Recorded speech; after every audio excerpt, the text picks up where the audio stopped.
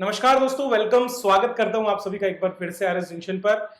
चर्चा करेंगे दिनांक 28 अगस्त 2020 की खबरों पर। तो चलिए शुरुआत करते हैं। आज गीता का ज्ञान मैं अपडेट नहीं कर पाया हूं, तो भूल गया, तो कल की कक्षा में मैं इसको कंटिन्यू करूंगा। चलिए, तो आज का पहला क्वेश्चन देखते हैं दोस्तों। हाल ही में जो है national housing summit and awards कार्यक्रम का तीसरा समारोह आयोजित किया गया, ठीक है। और इस कार्यक्रम के दौरान राज्य को भी पुरस्कृत होने का मौका मिला। राज्य को भी एक कैटेगरी में नेशनल हाउसिंग अवार्ड से नवाजा गया है, और वो कैटेगरी क्या है?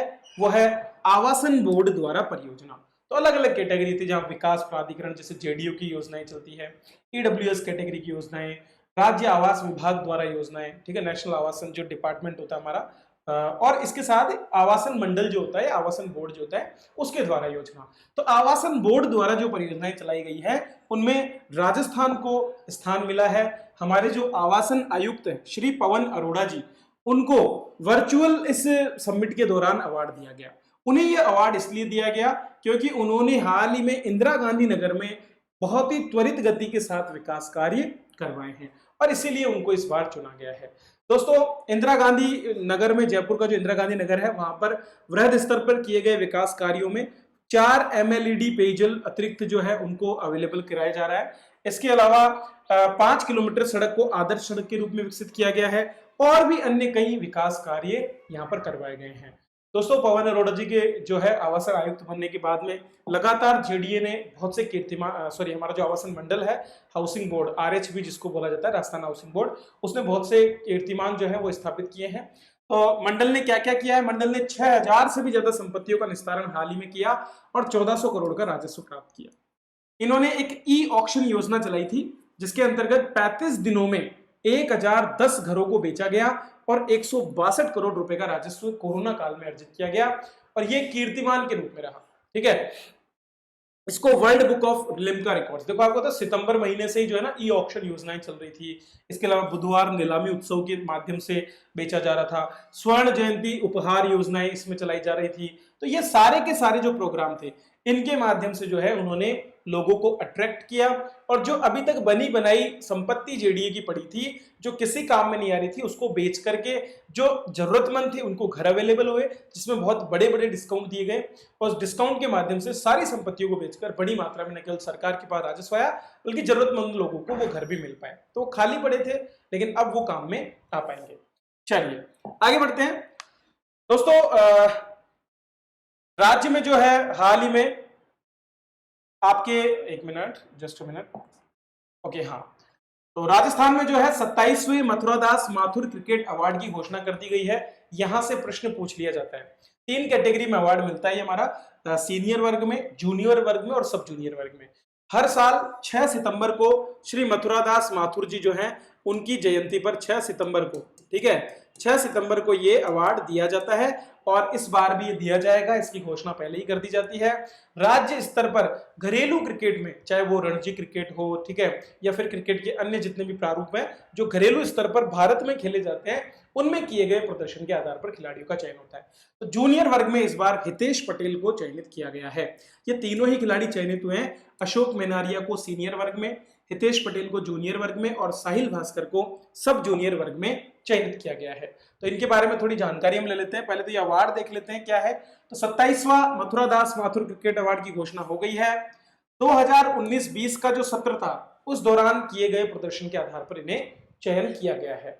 दोस्तों, चयन समिति में आपके पूर्व रणजी खिलाड़ी वेद आहूजा अध्यक्ष थे, और उनके अलावा संजय व्यास, रोहित झालानी, शरद जोशी, विजेंद्र यादव, विलास जोशी और गौरव शर्मा को सम्मिलित किया गया था सदस्य के रूप में।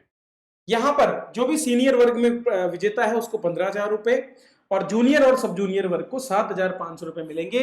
इसके साथ सर्टिफिकेट और स्मृति चिन्ह भी दिया जाता है। और ये अवार्ड कब दिए जाएंगे? 6 सितंबर को आपके मथुरादास माथुर जी जो हैं, उनकी पुण्यतिथि, जन्मतिथि के अवसर पर। तो किस किस को मिला है ये भी आप देख लीजिए। सीनियर वर्ग में अशोक मेनारिया को मिला। उन्होंने हाल ही जो रणजी मैच हुए थे, उनमें 8 मैचों में कुल 660 रन बनाए। विजय हजारे ट्रॉफी में 5 मैच में 138 रन बनाए। ये एक बल्लेबाज है, उदयपुर के निवासी है। जूनियर वर्ग में हितेश पटेल को मिला।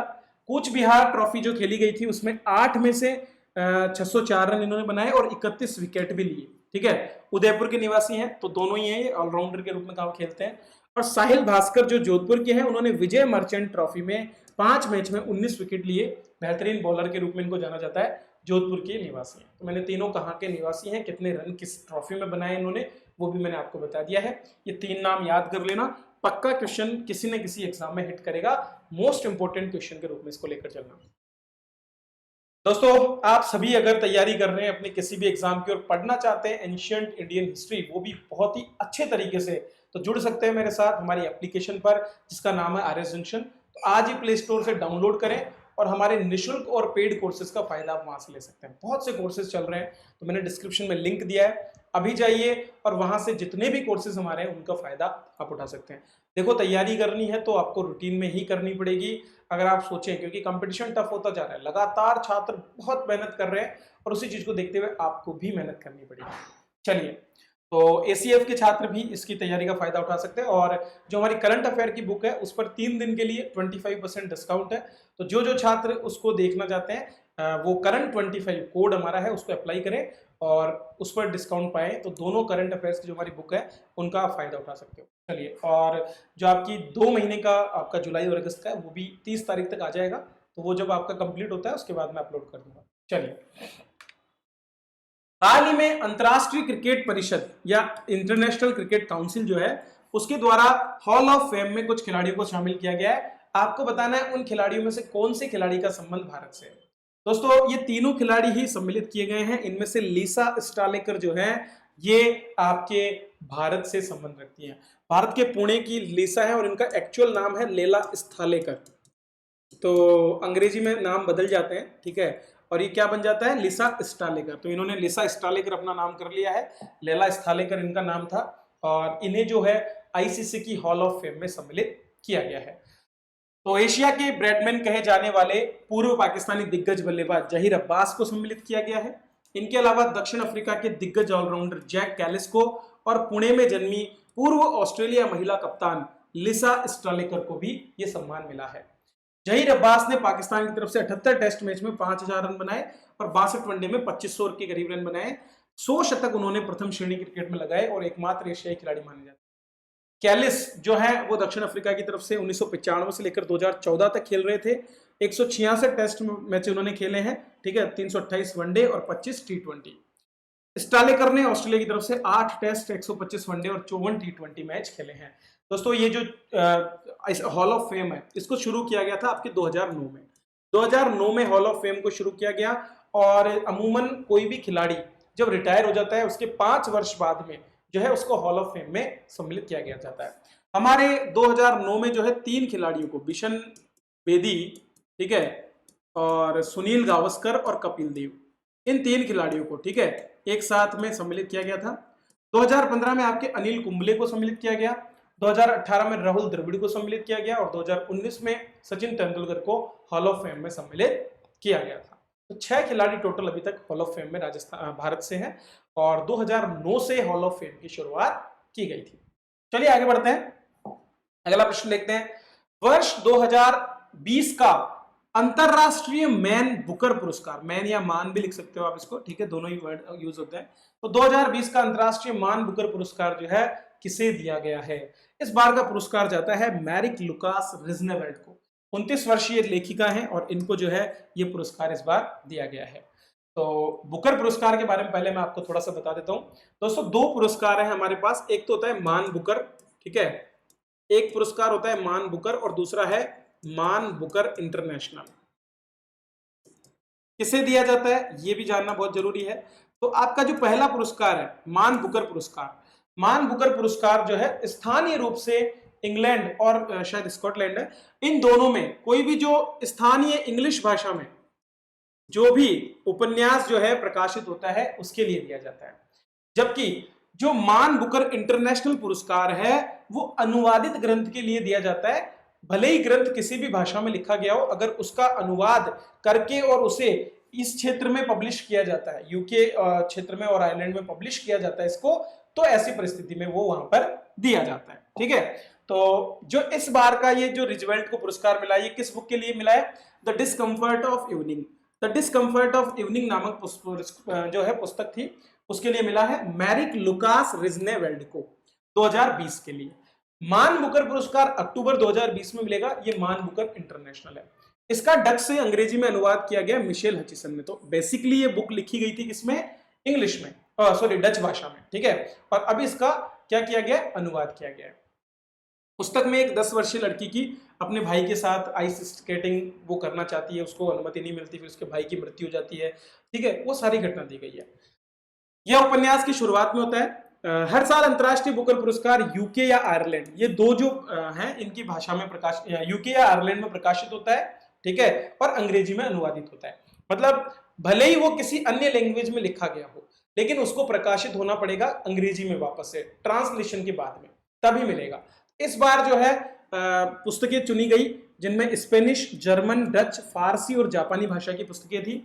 उनको फिर उन्होंने, उनके जो भी लेखक थे उन्होंने ट्रांसलेट करवाया इंग्लिश में। और कहाँ पब्लिश हुई वो, यूके या आयरलैंड में, ठीक है। तो इंग्लैंड और आयरलैंड में अगर वो प्रकाशित होती है उसके बाद और वो ट्रांसलेटेड है तो उसको मिलेगा। यहां पर आपको पता होना चाहिए 2019 में मर्लिन बूथ द्वारा अनुवादित सेलेस्टियल बॉडीज को, जिसको जोखा अल्हार्थी ने लिखा था, तो लेखक कौन थी, जोखा अल्हार्थी, और सेलेस्टियल बॉडीज नाम था, ट्रांसलेट किया था मर्लिन बूथ ने, उसको दिया गया।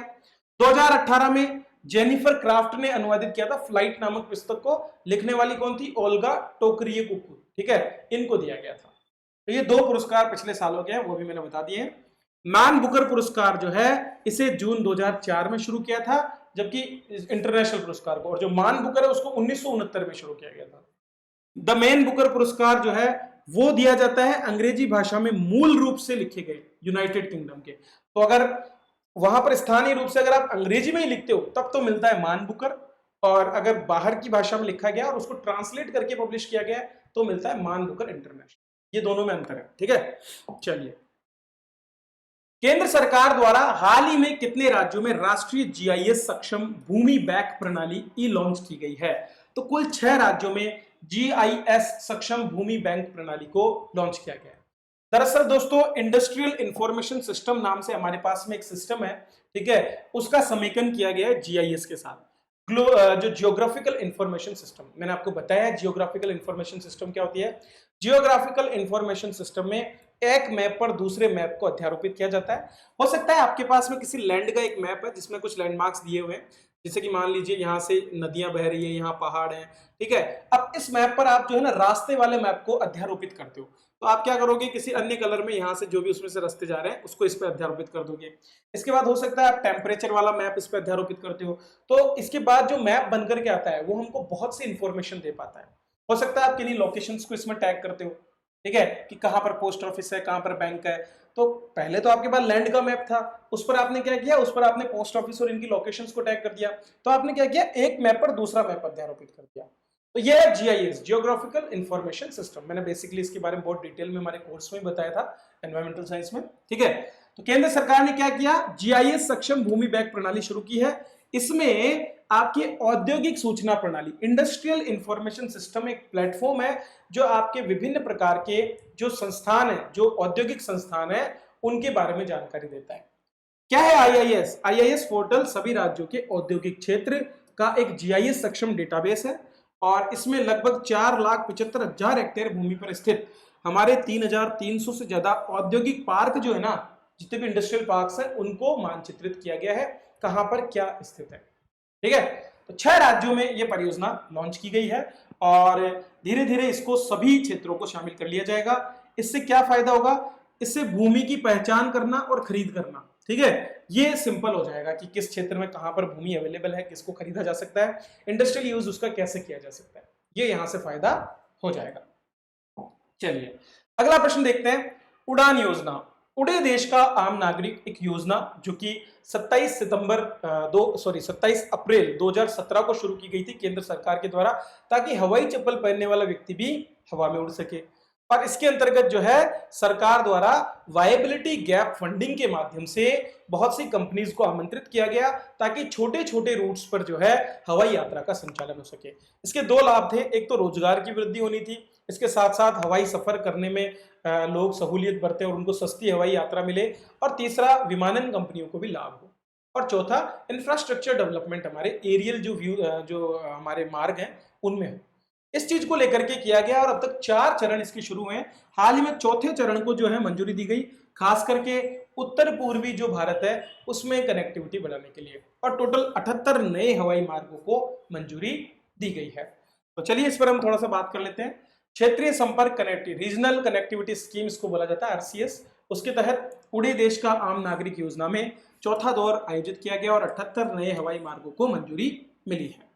तो इस योजना के अंतर्गत अब तक 766 हवाई मार्ग नए बन चुके हैं। ये जो हाल ही में 78 हैं, इनमें 29 सेवारत हवाई अड्डे हैं, 8 अनसर्व्ड थे, मतलब जहां पहले कुछ नहीं था, और 2 अंडर सर्व्ड थे, मतलब थे तो सही लेकिन उनमें बहुत कम जो है इस यात्रा हो रही थी, इनको शामिल किया गया है। चौथे दौर में ज्यादातर पूर्वोत्तर क्षेत्र, पहाड़ी राज्य और द्वीप जो है उनको सम्मिलित किया गया है। भारतीय हवाई अड्डा प्राधिकरण द्वारा पहले ही विकसित किए गए हवाई अड्डों को इस योजना के तहत वीजीएफ मतलब वायबिलिटी गैप फंडिंग के जरिए उच्च प्राथमिकता दी जाती है। मतलब जो नुकसान उनको होने वाला होता है वो वायबिलिटी गैप फंडिंग के माध्यम से उनको भरपाई 5 साल के लिए होती है। और उड़ान 4.0 के तहत हेलीकॉप्टर्स और सी प्लेन्स जो होते हैं उनके संचालन को भी सम्मिलित किया गया है। तो दोस्तों ये है आज के करंट अफेयर्स जिन पर हमने चर्चा की। इसी तरह से और भी करंट अफेयर्स मैं लाता रहूंगा, आपको देता रहूंगा। आप बस अपने आप को रेगुलर रखिए, पढ़ते रहिए, इनके बाहर कुछ नहीं आने वाला, मैक्सिमम चीजें मैं कवर कर लेता हूं, ठीक है। तो यहाँ से आपके न केवल करंट अफेयर्स बल्कि बहुत से कंसेप्ट भी क्लियर होते हैं। जैसे आज हमने बुकर पुरस्कार के बारे में अच्छी जानकारी ली, उड़ान स्कीम के बारे में हमने जानकारी ली, ठीक है। तो हर एक प्रश्न को चुनने से पहले हर चीज को देखा जाता है और उसके बाद ही मैं उसे लेता हूं, ताकि आपको समग्र रूप से जो है तैयारी हो सके, ताकि आपके 15-20 मिनट बेकार न जाए। तो अच्छा लगा हो तो लाइक करें, शेयर करें, सब्सक्राइब करें, नहीं करेंगे तो भी चलेगा। धन्यवाद।